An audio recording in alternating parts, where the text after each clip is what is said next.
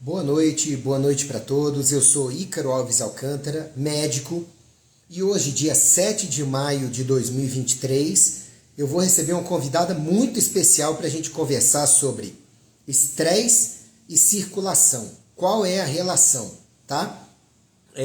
A doutora Ana Paula Rodrigues é uma grande médica angiologista, ou seja, cirurgiã vascular. Ela já foi preceptora de residência e atualmente ela trabalha na clínica HRI com o grande expoente da medicina integrativa, que é o meu amigo pessoal de 30 anos, Dr. Alain Dutra, é a esposa dele, tá? E além de tudo é uma grande, competentíssima médica em medicina integrativa também, e ela gentilmente aceitou o convite para hoje estar comigo aqui nessa live e a gente poder conversar com vocês sobre esse tema tão importante que é a relação entre estresse e a circulação sanguínea, tá? Quais são os prejuízos, como é que você faz para poder melhorar tanto o seu estresse quanto a sua circulação sanguínea, enfim, viver melhor, lembrando desse pilar que é o estresse e como um pilar que, se não estiver muito bom, muito bem gerenciado por você, vai acabar afetando sua circulação sanguínea, que é fundamental para todas as células do seu corpo poderem receber nutrientes e poderem exportar suas toxinas. E, é claro, é fundamental para o sistema imunológico chegar a todas as partes do corpo. E, além disso, você tem os mecanismos de reparo, você tem os mecanismos de recomposição celular, de fortalecimento celular, enfim, para a defesa do organismo, tá bom? A gente sabe que quem mais mata no mundo, há muitas décadas, são as doenças cardiocirculatórias. E entre elas a gente tem tanto trombose e embolia, quanto infarto e derrame. E a gente sabe que nos últimos anos, por conta de coisas que vocês sabem quais são, que a gente não pode citar para não ser censurado, o aparelho circulatório, né, que é o aparelho responsável pela circulação sanguínea, foi tão atacado, né? Então, tanto pela doença em si, quanto pelos experimentos. Então, a gente precisa falar um pouco disso para todos vocês. Doutora Aninha já está aqui. Deixa eu falar com ela, aceitar. Deve estar entrando aí. Bom, acho que deu alguma coisa aqui. Deixa eu ver se eu consigo chamá-la de novo para poder entrar aqui na live. Vou convidar.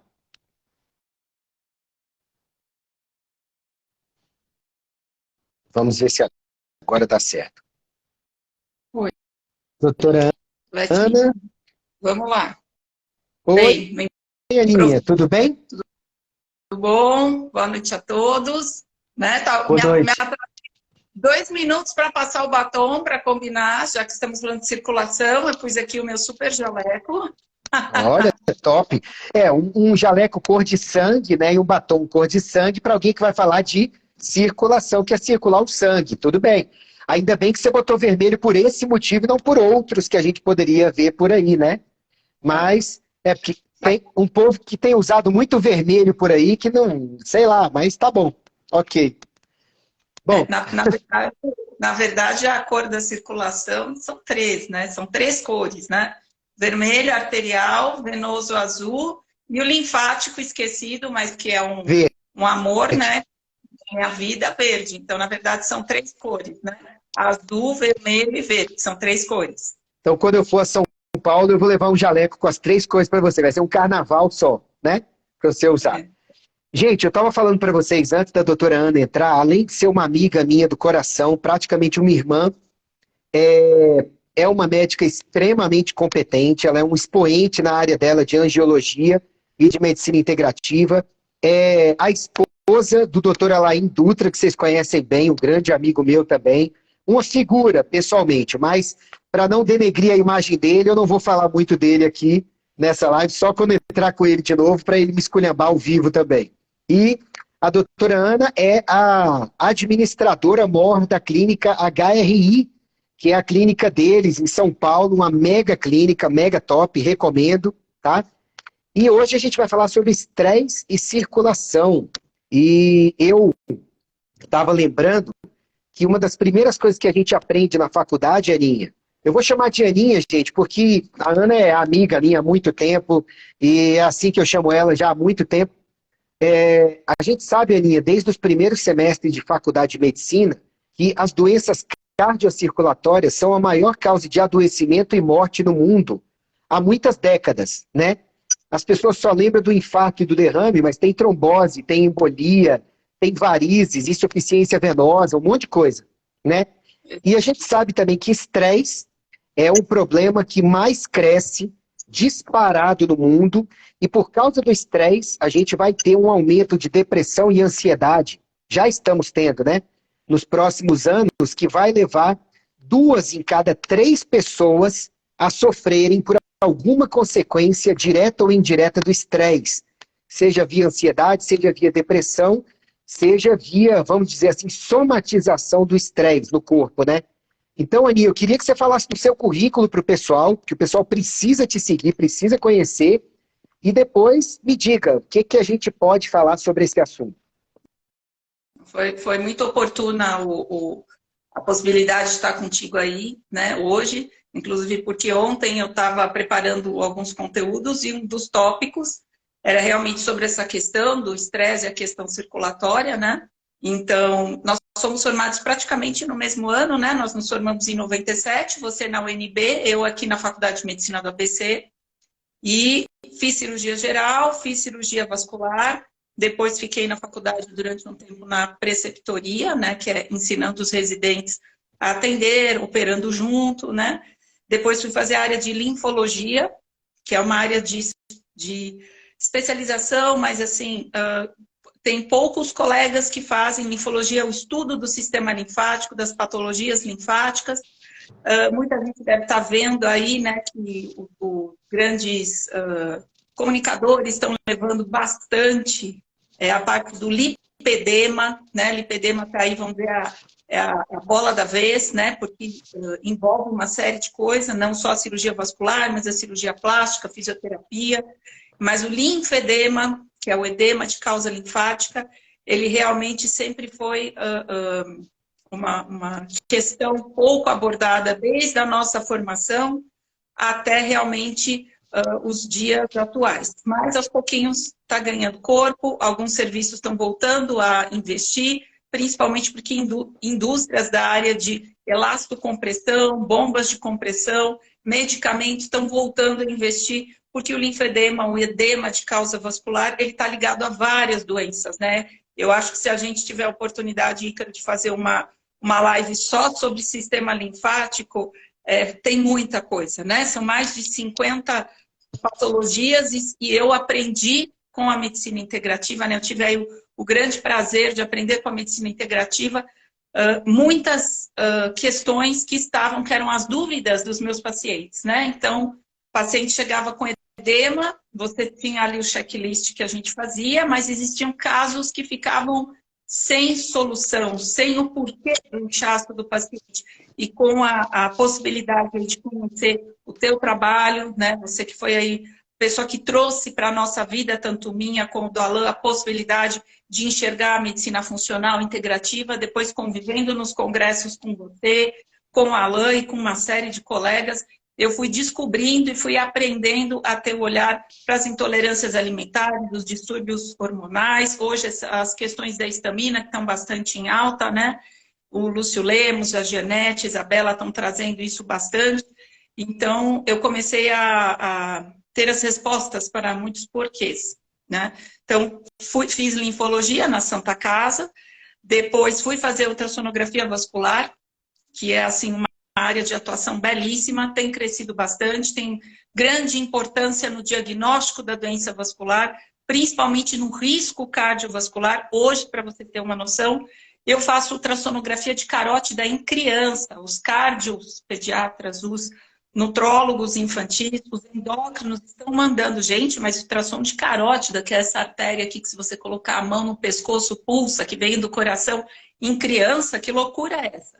Por quê? Porque ela é um espelho da saúde vascular. Através da avaliação da carótida, do espessamento do complexo da carótida, que a gente chama que é o tapetinho, ele pode ser um primeiro indício que de uma síndrome metabólica, de uma diabetes, pressão de uma diabetes, de um colesterol. Ah, a criança está com colesterol alto, diminui a traquina, diminui o refrigerante, não sei o quê. Mas o quanto já esse colesterol alto, essa obesidade, esse sedentarismo, esse uso crônico de corticoides nessas crianças polialérgicas, e que daí, né, Ícaro, é tema para 200 lives, se a gente for falar, o quanto isso tem afetado o sistema cardiovascular dessa criança. Então, através, às vezes, do ultrassom de carótida, eu já consigo ver, certo? E, como você disse, infelizmente, tivemos aí algumas situações dentro da pandemia. Eu até cheguei a soltar um material, agradeço a você, a Denise de Carvalho também repostou, sobre as complicações vasculares. Começaram a chegar de uma maneira quase que diária nos consultórios, né? Os vasculares foram pegando, a gente não tinha ainda muita visibilidade dentro dos nossos grupos de apoio oficiais, só que agora a conta estourou, né? Está chegando, né? O paciente com pós-Covid de um ano, 2, e chegando com estourados. E quando a gente vai procurar, é uma arritmia, é uma placa de carótida que instabilizou, o paciente teve um AVC, teve uma questão tromboflebítica em perna, teve uma piora do linfedema, então a conta está chegando. Eu acho que houve, assim, uma somatória de fatores, né? Nós tivemos aí um aumento do sedentarismo durante a pandemia, um aumento do consumo de bebida alcoólica, né? Não sei se você sabe, mas houve um aumento de 73% no consumo de bebida alcoólica durante a pandemia, né? Até o pessoal que tem aqueles aplicativos de vinho, né? Nunca os caras faturaram tanto. Depois nós tivemos muitos pacientes, paciente meu que não fumava há 15, 20 anos, eu voltei a fumar, porque eu tive vários também. Né? E para desestressar. E para isso, o sedentarismo, N coisas. Então, acho que o padrão cardiovascular é um padrão que depende, né, Ícaro, e você fala muitíssimo bem do estilo de vida. Então, só caminhando um pouquinho mais, ultrassonografia vascular, depois eu ampliei para toda a área de ultrassonografia, faço tireoide, abdômen, aparelho masculino. Não consegui completar a formação porque veio a pandemia para aparelho feminino, mas isso realmente já tem sido pedido, porque a maioria das pacientes que passam comigo, elas vêm para fazer o check-up completo, e aí eu sempre fico devendo ainda um ultrassom de mamas e útero, mas vamos ver para o ano. E fora isso, fiz homeopatia homotóxica, né, que é uma linha de homeopatia alemã, me ajudou muito na questão de detox dos meus pacientes linfáticos, e fiz uma pós em cosmiatria e laser pelo Einstein. Então tem bastante coisa. Vocês notaram o tanto que essa mulher estuda, e vou dizer para vocês, além de tudo, é dona de casa, tem 2 filhos maravilhosos, o Arthur e a Helena, tá? Que eu tive a oportunidade de vê-los crescer, de ver os desafios vencidos e tudo mais. E essa mulher estuda pra caramba. Vocês viram aí que o negócio não é simples, né? Então tem muita bagagem, né? E eu parabenizo por conseguir ser tanto um expoente, né, em todas essas áreas, quanto uma excelente mãe e uma pessoa extremamente iluminada. A gente tem vários outros papos, eu e a Aninha, mais espiritualizados, de crescimento da humanidade e companhia, mas isso também é outra live que a gente vai fazer, né? Sim. Exato. Vamos puxar para a base. Todo mundo acha que circulação, é um monte de vasinho e que é tudo igual. A Ana já falou no começo, em meio a uma brincadeira, que não é por aí. A gente tem a circulação arterial do sangue, idealmente vermelho, sangue vermelho mais para claro, né?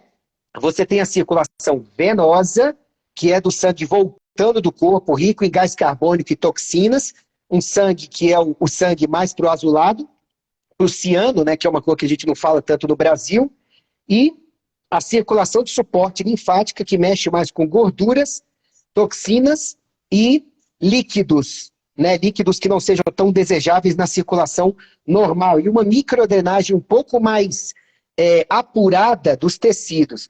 Aninha, vamos diferenciar para a pessoa leiga esses três, por favor? E o que você acha que é mais importante para isso e o que mais acomete esses? Quanto ao lipedema, isso aí está pegando todos os médicos de surpresa, porque na faculdade a gente aprendia como médico geral que lipedema era uma coisa rara. Era uma coisa assim, nem considere tanto que isso aí é do vascular, porque vai aparecer tão pouco.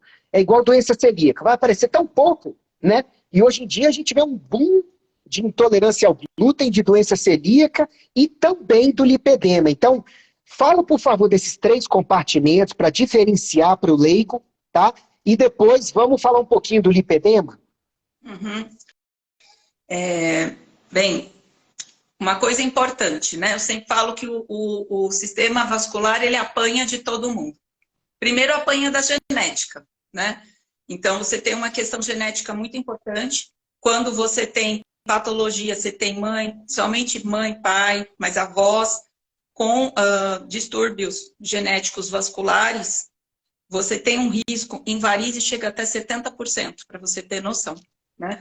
Então, é muito importante, eu acho que todas as especialidades, isso até é um trabalho que eu estou desenvolvendo e que em breve vai estar nas redes, que são as interfaces do sistema vascular com outras clínicas, né? Ginecologia, muito.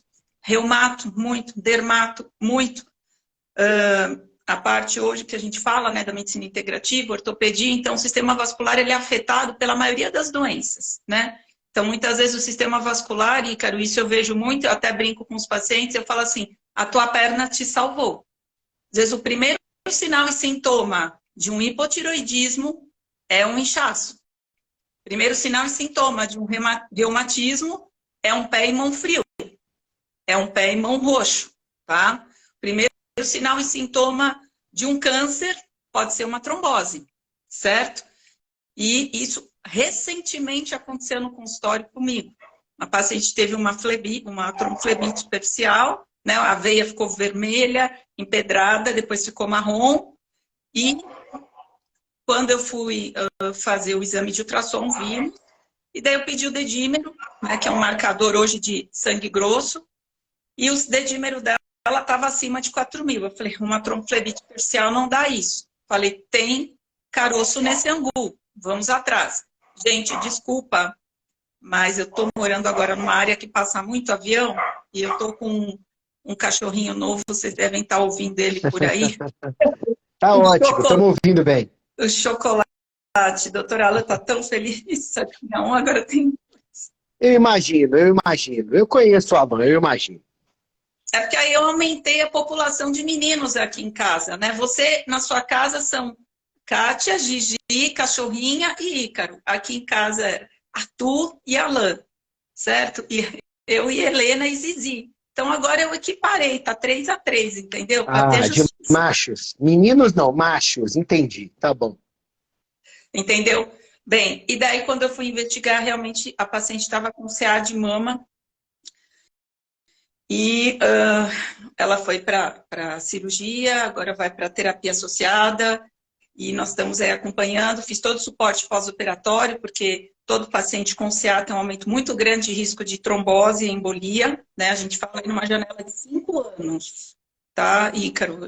A gente fala de uma janela oncológica de 5 anos. Então, um paciente que fez tratamento para câncer, mesmo que ele já esteja em cura da data do diagnóstico, né, que sempre tem ali um pouquinho para trás, você pensa que em 5 anos esse cara tem que ficar sob uma vigilância vascular. Nem que seja somente, mas que tem um grande valor o uso da meia elástica, tá?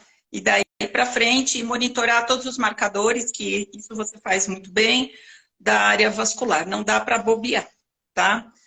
Então, vamos lá. Então, questão familiar super importante. Uma das que tem maior incidência, realmente, nas famílias, é a questão das varizes. E é o que mais leva as pessoas para o consultório do vascular. Desde a menina que tem o vasinho aos 14, 15 anos, até a vovó. Fora isso, a parte vascular, você tem o quê? Então, varizes, veias, essas que vocês observam assim na perna, né? Tem as veias internas, que é onde a gente tem a trombose, que é responsável por 80% do retorno, enquanto as superficiais, juntando aí as safenas, por 20%. Então, ai, nossa, eu opero varizes, a minha circulação vai ficar ruim? Varizes são veias dilatadas e sem função. Ela só vai te dar problema. Dor, inchaço, coceira, hematoma, perna escura, questão estética, isso. A variz que você tira, ela não vai fazer falta. Primeiro porque 80% da circulação é interna.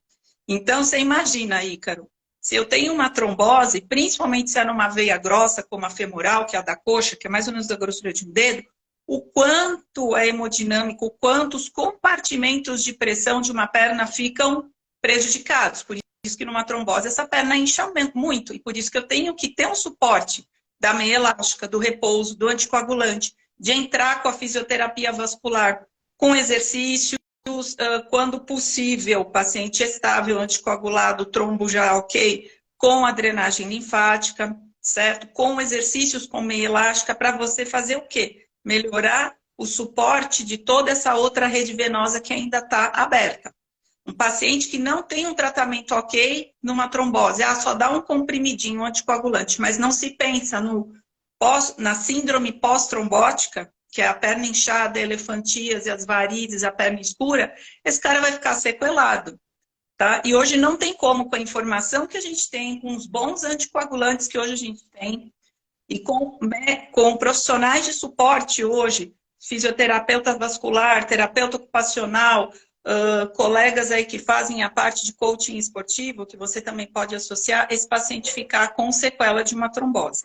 Tá? Sim, e o paciente que não toma água, não se exercita e continua comendo mal.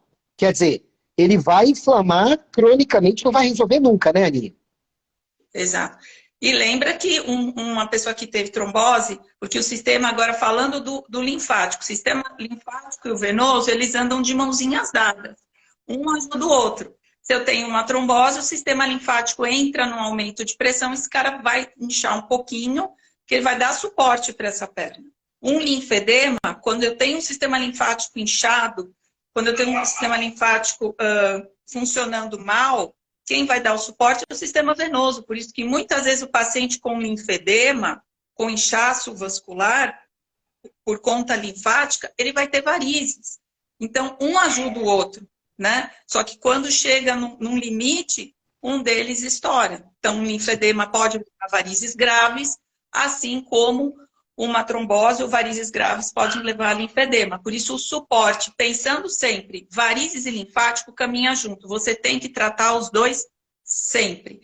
Nossa, mas eu só tenho um vasinho. Aqui eu vi no timeline pessoas que eu conheço, algumas são pacientes, outras são colegas que trabalhamos juntos. Tem aqui a doutora Vanessa, que é uma excelente fisioterapeuta. Ela tem aí também um leque de ação, Ícaro, muito grande. Tá? Eu conheci ela através dos meus pacientes, ela faz a parte toda aí de fisiovascular, reabilitação. Hoje ela está com um programa muito bonito de informação e reabilitação de escoliose em crianças, porque isso está crescendo muito. A gente está vendo aí também, né, pela obesidade, pelo sedentarismo, crianças ficando com escoliose. Então, às vezes você vê um paciente com um vasinho ou outro, mas que já tem um inchaço, porque ele já tem uma situação vascular geral, né? Então, sistema venoso, sistema linfático, lembrando que o sistema linfático ele pode estar associado a outras doenças, né? Hipotiroidismo, isso você sabe muito, intolerâncias alimentares que dão inchaço. Então, hoje, quando um paciente chega com um histórico linfático para mim, algo que eu não fazia até conhecer seu trabalho de outros médicos da funcional, é investigar questões ligadas à intolerância, principalmente lactose e glúten. E outra coisa que, inclusive, até está aqui nas perguntas, as questões endócrinas mais profundas, não só tiroidianas, mas, por exemplo, as fadigas adrenais. Paciente que está com cortisol na casa do chapéu. Esse cara, ele vai ter um estresse oxidativo muito grande, ele vai ter mais retenção de líquidos, ele vai ter mais alteração cardiovascular do tipo arritmia, certo, Ícaro? Ele vai dormir mal, então o cara que dorme mal, ele vai ter mais risco de infarto, vai ter mais risco de hipertensão, vai ter mais risco de arritmia. Então, as pessoas que têm distúrbio do cortisol podem ter também muitas alterações de hipotensão, crises de hipotensão. Então, é muito importante. E hoje é o que você falou, nós estamos num mar de depressão e ansiedade, muitas secundárias à fadiga adrenal, né, a distúrbios da adrenal, né? Eu sei que as nomenclaturas estão mudando. E outros pacientes que, por conta de um processo mental, pode levar a um processo adrenal. Então, a questão do cortisol, ele pode sim afetar o sistema linfático com inchaço. Aí o inchaço pode levar a varizes, a vazina, a celulite, pode levar a alteração cardíaca, né? Pode levar a arritmia, hipertensão, hipotensão e uma série de coisas. E chegando no último, que é o sistema arterial, que é a pulsação, né? Onde você vê a pulsação das pessoas. As artérias, elas são muito mais fortes. Para a artéria dar um problema, ela tem que apanhar bastante, porque a estrutura tubular dela é muito mais forte do que da veia e do linfático. E a agressão tem que ser, muitas vezes, mais crônica, né? Então, ela cria um envelhecimento, ela vai criando placas como se fosse casca de cebola, e ela começa a dar sintomas, geralmente, entre 50% a 70% de oclusão, ou seja, de fechamento.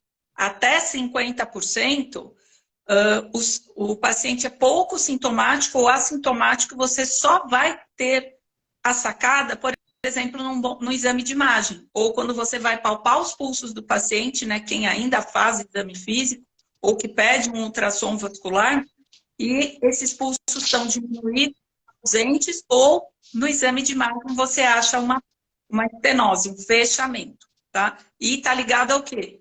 Dislipidemia, então, aumento de colesterol, aumento de triglicérides, fatores inflamatórios que você procura, né? Então, homocisteína aumentada, hiperuricemia, ácido úrico aumentada, síndromes metabólicas, o diabetes, certo?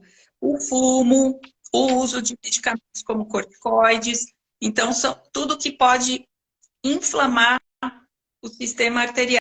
E ele vai criando essas placas de gordura e vão fechando. E daí você pode ter uma ferida na perna que não fecha, uma dor na perna para andar, você pode ter um infarto, você pode ter uma angina, você pode ter um AVC, você pode ter um ataque isquêmico transitório, que são aqueles AVCs pequenos, que duram até 24 horas, então a pessoa fica com a boca torta, a pessoa abaixa a pálpebra, perde a visão, tem uma tontura, tem uma perda de memória, tem uma perda de movimento parcial ou total, que dura 24 horas e depois reverte, né? E se a gente for falar agora do tema principal da live, o estresse está atacando cada vez mais todo mundo, e um dos mecanismos do estresse para causar esses danos todos seria via adrenal, tudo bem, um dos mais importantes. Mas a gente sabe que o estresse, através do sistema límbico, ele vai codificar impulsos nervosos e hormonais que vão atingir o corpo inteiro, né? O que você colocaria como a principal relação do estresse com as principais patologias desses 3 compartimentos? Quer dizer, as pessoas têm que tomar cuidado com o estresse, principalmente porque o que ele pode causar ou piorar nelas. Você já falou algumas doenças de cada sistema. Agora, como é o tema da live, como e o que o estresse vai causar, fora a parte de suprarrenal, no corpo inteiro, a ponto de, no angiologista ou no médico geral, o estresse detonar tanto a parte cardiovascular? Eu acho que uma das coisas que você fala muito bem, e outros colegas também, é a questão do sono. Quando a pessoa está estressada, eu até brinco, Ícaro, que o estresse, as pessoas sempre acham que é uma coisa negativa, né? Estresse é o quê? O teu corpo, devido a uma situação externa ou interna, ele é obrigado a lutar, né? Lutar ou fugir, uma das duas coisas. E para isso você tem que pegar toda a tua energia e vamos lá. Existe estresse bom e estresse ruim. O que eu falo que é estresse bom? Pô, passei na faculdade. Poxa, vou casar. Vou reformar minha casa. vou fazer uma viagem que eu sempre quis, estou vendo todos os detalhes, consegui engravidar, estou grávida, o neném nasceu. São coisas positivas, né? Na maioria das vezes positivas, mas que você precisa ter uma energia extra, um foco extra para que essas coisas corram bem e que te deem felicidade, concorda? Porque a pessoa acha só em estresse trabalhar com gente que você não gosta, ter 3 horas de trânsito, como é aqui em São Paulo, dupla jornada, tripla jornada, não é só isso. Então, tem pessoas hoje, eu atendo hoje muita, o que me assusta muito, eu atendo muita gente hoje na faixa dos 35 aos 50, que hoje são os meus pacientes mais doentes, e que o cara tá assim, ele chegou no pico dele da parte familiar, da parte financeira, da parte de realização profissional, mas ele está doente, não é, Ícaro? Isso é o que chega muito para ti. Por quê? Porque ele gastou toda a gasolina dele e não repôs, né? Então, uma das coisas principais que você fala muito é o quê? O cara que está estressado, ele não dorme direito. Então, se ele não dorme direito, você tem todo o eixo hormonal, que você falou aí, da questão do cortisol, é um dos principais, mas ele também altera toda a parte vascular. Então, o cara que não dorme bem, ele oxigena mal. Então, ele tem mais arritmia, ele tem mais hipertensão, ele altera os hormônios que vão ajudar o quê? Na síntese, por exemplo, da insulina. Então, ele vai ter, às vezes, uma resistência insulínica. Então, aquele cara que chega já naquele... tá com 98, 99, 105. Tá um pouquinho aumentada a sua glicemia, mas você vai fazer uma curva glicêmica, o cara já tá com insulina lá em cima, ele já tá trabalhando como um diabético, né? Eu falo para o paciente assim, tu já tá trabalhando como um diabético, só não virou ainda o numeral no exame. Mas você já trabalha como um diabético e o seu sistema vascular está sendo oxidado e prejudicado com isso, né? Então, acho que a questão do sono, ele prejudica um envelhecimento maior da artéria, um aumento de risco de hipertensão, de arritmia, tá? E muitos pacientes com apneia do sono, isso prejudica muito o quê? Microcirculação cerebral. Tanto que a gente hoje aqui, num dos protocolos do Alzheimer, que você conhece que é uma das linhas principais do Alan, a gente pede polissonografia para todo mundo. E, olha, é impressionante. Se eu te falar que é difícil eu conseguir ver uma polissonografia normal. A maioria tem alteração, mesmo dos magrinhos. A pessoa, distúrbio de sono é só coisa de obeso? Não.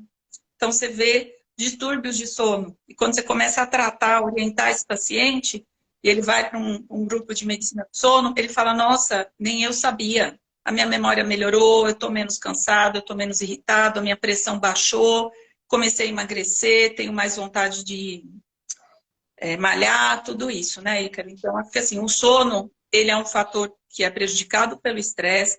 Hoje as pessoas chegam em casa, às vezes, mais tarde, vão jantar mais tarde, aí vão puxar um pouco mais o trabalho, ou entra na rede social, aí começa a ter um sono menor, ou tem que acordar mais cedo para poder pegar condução, pegar trânsito, ir entre uma cidade e outra, ou fala, não, vou acordar 5h30 para poder ir para a academia. Entendeu? O cara dormiu 5 horas, e às vezes não fez todas as fases, né? Então, acho que sono é uma das coisas hoje que mais, um dos gatilhos piores para a doença vascular, tá?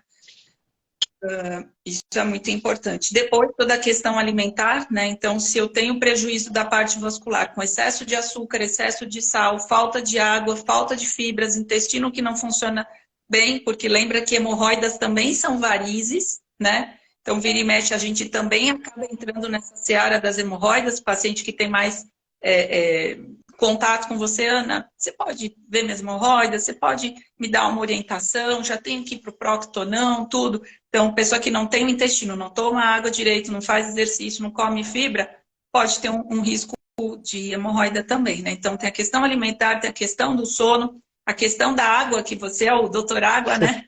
Eu te conheço assim, estudando toda a parte de água e filtros, né? Você sempre que fala muito disso. Eu sempre falo 30 ml por quilo de peso, né? E pela homeopatia, você também é um grande estudioso de homeopatia. Pela homeopatia, o corpo ele usa o quê? O sistema linfático para diluir toxinas. Então, eu preciso ter água para diluir essa toxina, correto? Então, eu acho que hoje são os 3 pontos. E atividade física e a chover no molhado, né? Eu sempre falo que toda atividade física é benéfica para a questão vascular. Toda, até o Pilates. Sim, o Pilates melhora a questão respiratória abdominal, o Pilates alonga, então, para quem tem fibrose vascular da questão linfática, ele melhora a drenagem, né? E melhora a questão de retorno venoso. Então, tudo, eu falo, faça o que você, eu até brinco, o que cabe no seu bolso, no seu tempo e no seu gosto. Mas ali, sempre um aeróbico com uma questão mais postural, né? Sempre respeitando questões ortopédicas. Você não vai mandar o cara fazer um leg press lá com não sei quantos quilos, você está com o joelho estourado.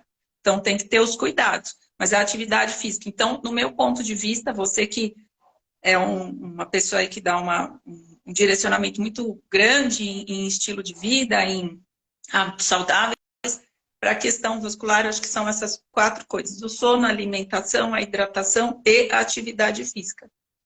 Olha quem está aqui, Heloísa Genari.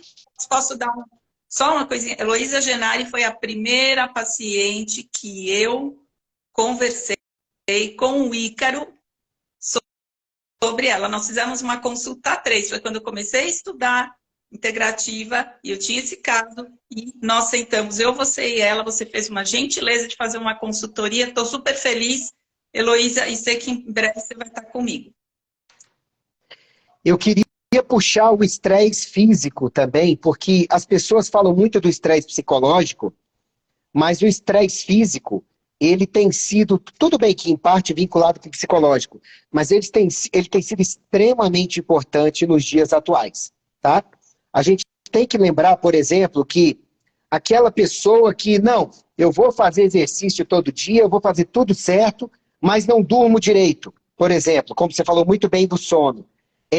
O exercício físico, antes de fazer bem, ele faz um pouquinho, entre aspas, de mal. Quando você começa uma atividade, você está tirando o organismo de um estado de equilíbrio e você está forçando ele. Então, por alguns minutos, tá? Dependendo da atividade, até por dezenas de minutos, você está levando o sistema a um outro patamar. Então, você tem que dar conta do recado. Você tem que estar dando nutrientes, água, sal integral em quantidade adequada, não o excesso, né, Aninha? Você tem que estar dando minerais e companhia. E depois do exercício, você tem que lembrar que durante a atividade física, você lesiona fibras musculares, várias no corpo inteiro. Então elas vão soltar pedaços, elas vão produzir um monte de substâncias químicas exercitadas, elas vão produzir dejetos e tudo. Ah, Ícaro, então você está dizendo que se eu não estiver dormindo direito, é melhor eu não me exercitar. Eu não falei isso? Não mesmo. Você vai procurar pegar mais leve, transitoriamente, enquanto você não melhora o sono, mas você tem que entender que se o sono pode ser melhorado em você, você deve se exercitar, procurando exercícios de força e aeróbicos. A American Heart Association fala de uma combinação de 150 minutos por semana, tá? Eu sempre falo para os meus pacientes que um bom começo, Aninha, me corrija se eu estiver errado, é uma caminhada 2 vezes por semana, pelo menos, e uma academia, tá? Ou algum exercício de força, pelo menos 2 vezes por semana. Normalmente as pessoas fazem meia hora, 30, 60, 60, 120, sempre passa um pouquinho mais atividade diária, ok, tá? Mas você tem que entender que se você se exercita pegando pesado e não dorme o suficiente, é durante a noite que você faz o reparo, inclusive dos vasos sanguíneos, né, Aninha? Sob o comando do GH e da melatonina. Então, a parede dos vasos sanguíneos basicamente é músculo. Músculo com um pouquinho de mucosa, com um pouquinho de adaptação ali para a função deles, fibras elásticas, colágeno e tudo, mas basicamente é músculo. Então, você não tem como malhar veias, artérias e vasos linfáticos, que são altamente complacentes, né? Agora, você tem como malhar a sua musculatura estriada, que é a que você controla, e ela malhada produzir substâncias que vão ser fundamentais para a sua saúde cardiovascular. O estudo que saiu com mais de 30 mil idosos, média de idade de 72 anos na China, no começo do mês passado, ele mostrou, não, no final de março, ele mostrou claramente que entre 6 fatores que aumentavam a longevidade da memória, que é um dos parâmetros para você acompanhar a longevidade do corpo inteiro, tá? que a memória usa muitas áreas do cérebro, ele mostrou que o que mais importa é a dieta, mas em terceiro lugar estava a atividade física, sabe? E eu vi quase todos os fatores do estudo tinham a ver com saúde vascular, porque quando a circulação para o cérebro é boa, você tem 70% do caminho andado para você ter uma longevidade cerebral, né, Aninha? Então, eu sou suspeito para falar de hábitos saudáveis de vida, porque eu dediquei minha vida a estudar isso e pretendo morrer dedicando o restante da vida a isso. E eu tenho que dizer para vocês, gente, se você não melhora os seus hábitos de vida, a sua busca por saúde, ela vai atingir um patamar onde dali você não vai passar e vai começar a adoecer. Porque se você não cuida bem da máquina, você pode tomar o que for, fazer o tratamento que for, se meter numa cápsula, numa bolha, vai morrer do mesmo jeito, cedo, cheio de doenças e com baixa qualidade de vida e baixa produtividade. Isso não é legal. Agora eu queria passar para uma coisa mais prática, Aninha. Vamos supor que a pessoa já melhorou os hábitos de vida, tá bom? Ela já melhorou e com certeza a saúde cardiovascular dela já melhorou também. Mas ela passou muito tempo da vida dela não cuidando muito bem do estresse da parte vascular. O que que você nota que você mais passa, mais prescreve para esses pacientes para ajudar? Por exemplo, meia elástica, cúrcuma, melatonina, castanha da Índia, aésculos, enfim. O que que você poderia pincelar para o pessoal depois dos hábitos de vida estarem bons? E LIB, né? Olha, a maioria das pessoas que têm hábitos de vida ruim ou que às vezes têm algumas mutações genéticas que podem levar aí a alterações da metilação, ou seja, que isso pode causar uma inflamação sistêmica e alterar a viscosidade do sangue. Quando você pega alguns marcadores, né, que hoje geralmente as pessoas não pediam ou quando pediam não sabiam ler, né, que é a homocisteína, que tem um componente genético, mas também tem um componente inflamatório vascular. Você tem ácido úrico, achava que ácido úrico é só coisa de reumatismo, né? Sabe, hoje o ácido úrico cada vez mais é um grande marcador de questão inflamatória. Aí o pessoal fala, mas, gente, o que a gente vai falar aqui agora são exames que você faz. Você não vai fazer só no Einstein, não. Você faz desde do posto de saúde do lado da tua casa, ou você vai pagar R$9 particularmente hoje num desses players que fazem exames de laboratório a baixo custo, ou você vai fazer pelo teu convênio. Então, o que a gente vai falar aqui, né, Ícaro, não é nada, é medicina de quinta geração, das estrelas, não. Hemograma. O que o hemograma vai dar, né, Ícaro? Vai dar o HB lá. Se tiver um HB, né, que é o altíssimo, já está achando, esse cara já está com alguma questão na viscosidade. Uma mulher ter um HB maior que 14, é esquisito. Tem um HB de 15, ou é fumante ou está com alguma questão hepática ou de viscosidade vascular. Homocisteína, né, Ícaro? Você tem um ideal aí, homocisteína alta, é algum fator inflamatório. Pode ser hepático, pode ser hipotireoidismo, pode ser baixa das vitaminas do complexo B, né? Falta de exercício, hidratação, alterações hormonais. Então, hemograma, homocisteína, ácido úrico, certo? Eu acho que são 3 marcadores importantes. Aí vamos expandir um pouquinho mais. Ferritina. Porque a ferritina, às vezes, você tem uma questão genética, né? Tem gente que tem uma ferritina muito baixa e tem gente que tem uma ferritina extremamente alta, que tem uma mutação lá num gene, que é a hemocromatose, que a gente tem pegado bastante. E a ferritina também em mulheres pode estar muito baixa, principalmente se ela ainda está menstruando ou se ela tem uma menstruação aí muito volumosa ou com muitos miomas. Mas hoje é um marcador também importante para a saúde vascular. Então, assim, são 4 exames de laboratório. Tenha curiosidade, pega o seu último exame de laboratório, que está com a gente aqui na live, e dá uma olhadinha como é que estavam esses exames. Certo? Se o Ícaro... PCR. Sim, o PCR. PCR, fibrinogênio e dedímero.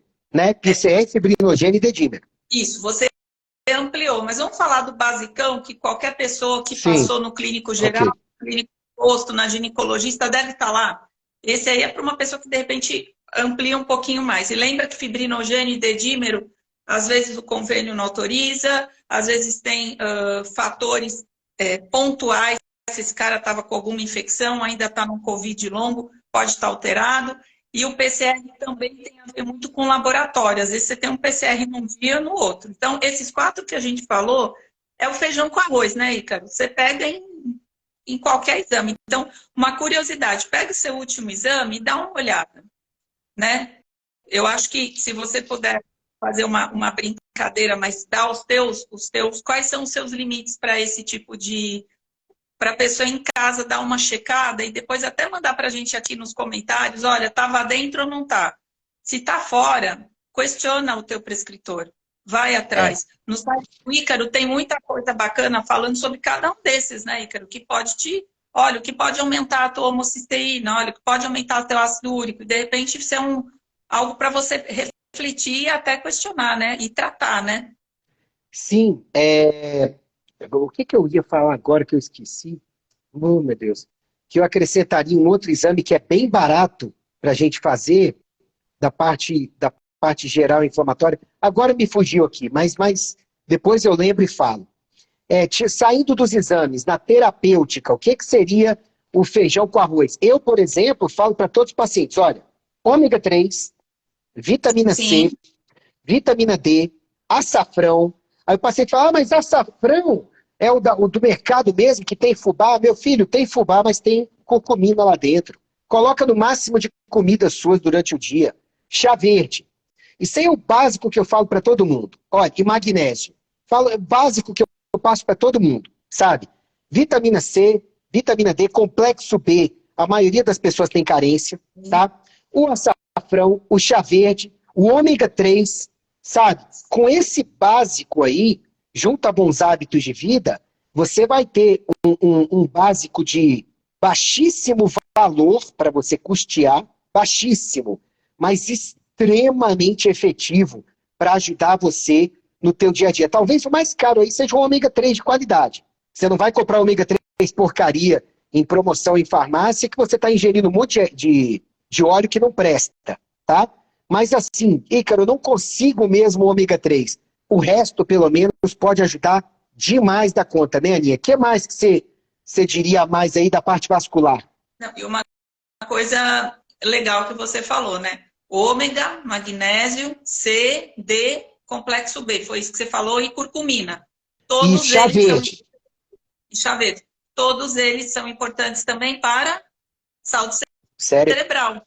Então, é o que você disse, como a questão vascular, ela é importante, né? E é um marcador para a saúde cerebral, né? Então, se você for ver as doenças demenciais, a maioria desses pacientes tinha patologia cardiovascular. Ele tinha placa de carótida. Quando você faz lá a ressonância, a microangiopatia. É uma das coisas que a gente vê. Às vezes esse cara já está com microangiopatia aos 45, 50 anos, foi fazer uma ressonância por acaso. Ah, não é nada. Não é nada, não. Microangiopatia já quer dizer que teu microvaso cerebral já está em processo de degeneração. Como é que precoce, tá esse né? 40 e poucos anos? Não dá.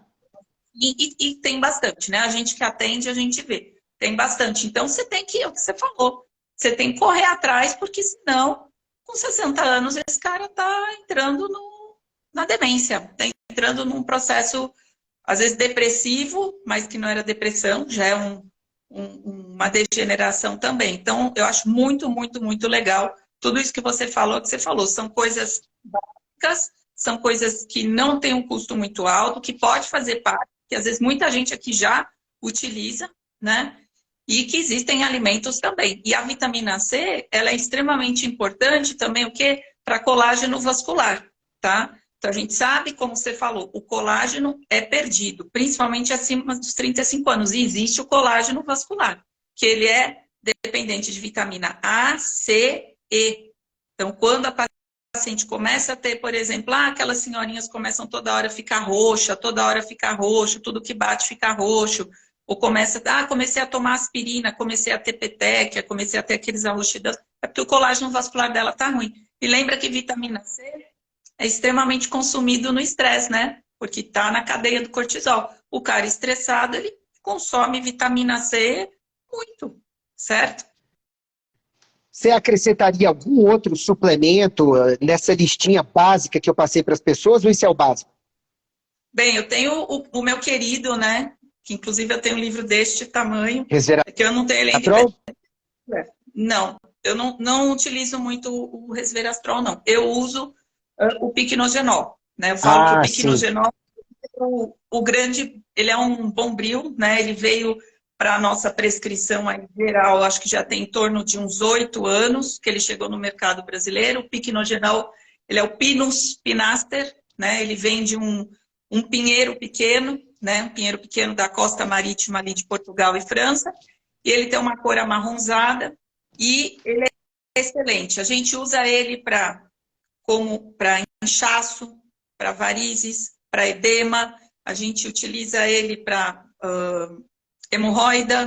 Ele pode ser utilizado durante a gestação, a partir de uma certa semana e com controle para alívio da dor e do inchaço da grávida. Ele ele ajuda na questão da gordura visceral, ele melhora a esteatose hepática e para a pele, Ícaro, as meninas que estão aqui, para a pele é um antioxidante fabuloso. Ele melhora a questão do melasma, ele melhora o turnover do colágeno, é usado no pré e pós-procedimento. Você vai fazer um laser, um botox, um peeling profundo, você utilizar ele, você diminui inchaço, você melhora a questão da produção do colágeno. Então, o piquenogenol é muito bacana. Ele faz parte da minha prescrição, né? Você pode utilizar ele de X a Y, não vou falar em doses, que de X a Y, dificilmente eu entro em dose total, tá?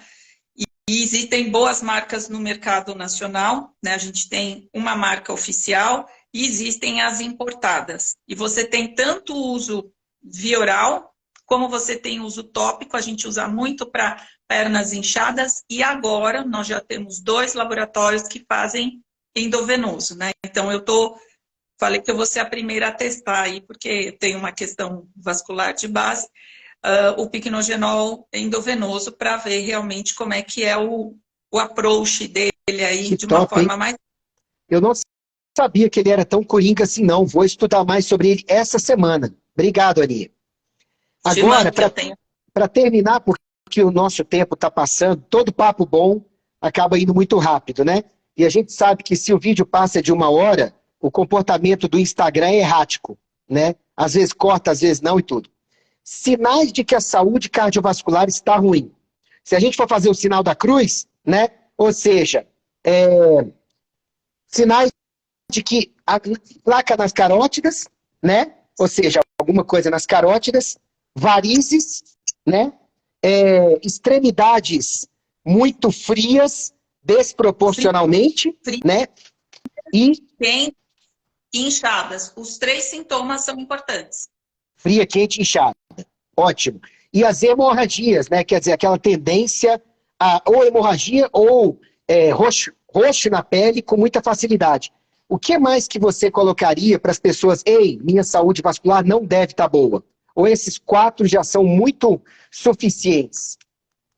Alterações de pressão, né? Alterações de pressão, alterações de pulso, né? Da contagem do pulso, varizes, manchas escuras na perna, manchas amarronzadas. Convido quem quiser saber um pouquinho mais sobre dermatite ocre, que é um sinal e sintoma importante de várias doenças, inclusive hepáticas, hipotiroidismo, hemocromatose. Tem um vídeo bem legal, eu tenho um canal do YouTube ainda pequeno, que eu não trabalhei muito ele, mas lá tem alguns vídeos sobre tudo isso que a gente conversou, e um deles que foi um dos mais vistos, tanto no meu canal, como quando o Alan colocou no canal dele também, é dermatite ocre, que muitas vezes é uma queixa que chega no dermato.